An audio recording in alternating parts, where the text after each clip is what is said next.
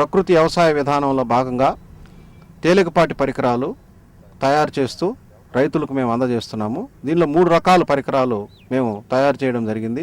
ఒకటి చేత్తో చేసుకునేటువంటివి, 2 యంత్ర సహాయం లేకుండా నెట్టుకుంటూ దొబ్బుకుంటూ పోయేటువంటివి, 3 యంత్ర సహాయంతో అంతర్కృషి, కలుపు మరియు విత్తనాలు ఎదజల్లుకునేటువంటి పరికరాలు కూడా తయారు చేశాం. వీటిల్లో ఈ పరికరాల్లో మెకానికల్ అడ్వాంటేజ్ అనేటువంటి ఒక సూత్రాన్ని ఎమర్చి ఈ పరికరాల్లో మేము పెట్టడం జరిగింది. ఈ పరికరాలు రైతులు బాగా సద్వినియోగం చేసుకుంటున్నారు.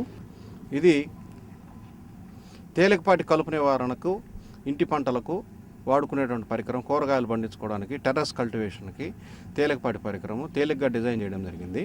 దీని పేరు రామయ్య వీడర్గా నామకరణం చేశాము.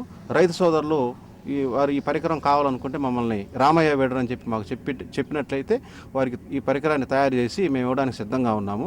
ఈ పరికరం కలుపు నివారణలో బాగా ఉపయోగపడుతుంది.